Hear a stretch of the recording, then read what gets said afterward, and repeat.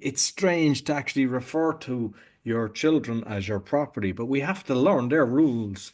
But that's the difference, you see. Now, I've said this for many a time, and I've said, well, but it's, I would never use the term your children. It's your offspring or your son or your daughter. And you are not a parent, right? You are the mother or the father or the creator, the author. And that is the difference. So when you look at the law and you say, what is property? And they actually say, well, it's if you create it or you're the author and you maintain, then you must be the owner. It's the property. Now, this isn't the type of property, and it's the law. Remember, we're talking about law, not legal, right? Lawful. And in the law, then that is your property. So his term was, why are you interfering with a private agreement that was already made and my private property? So the judge is saying, what do you mean property? That's your daughter's. Well, that's my property. And he went, the judge said, explain. So when he said, well, it says in law, if you author and you're maintaining, then that is your property. So you are interfering with my private property. I've authored it. I'm the one that created the actual daughter.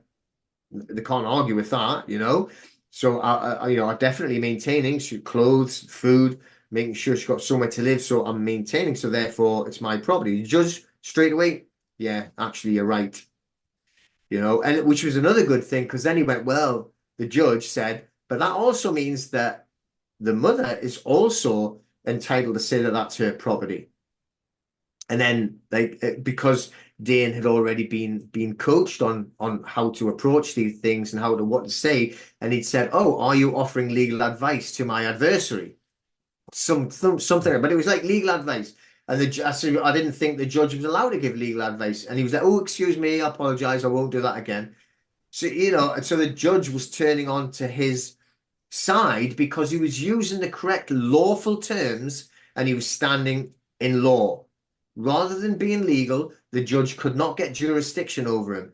That was the whole point of it. When he said to him, oh, please, Mr. Whatever, and he went, actually, I'm not Mr. anything. I haven't got a name. They said, what's your name? I haven't got a name, but you can refer to me as Dane. So and so he wasn't giving them jurisdiction. They couldn't get authority over him. So he stood as a man. So I mean, I've got like slagged off and attacked loads of times. Oh, like children, your property, how disgusting. Oh, so they're your slaves and you're going to sell them. So that's not what it's about. It's about how to talk about it in law. And in law, then it's your property, but only for the case of the court and law.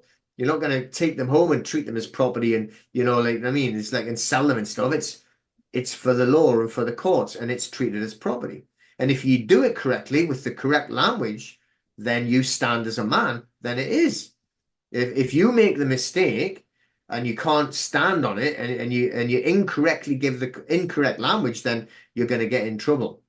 But he made sure, obviously, that he'd done a lot of homework and was ready for it. And he did win his case, and obviously the judge sided with him. He said he got angry, very like, aggressive, the judge. But once he got new, he was in a corner. He thought, I either have to agree what law is or I'm going to make a fool of myself. He supported him all the way through once he got to that point.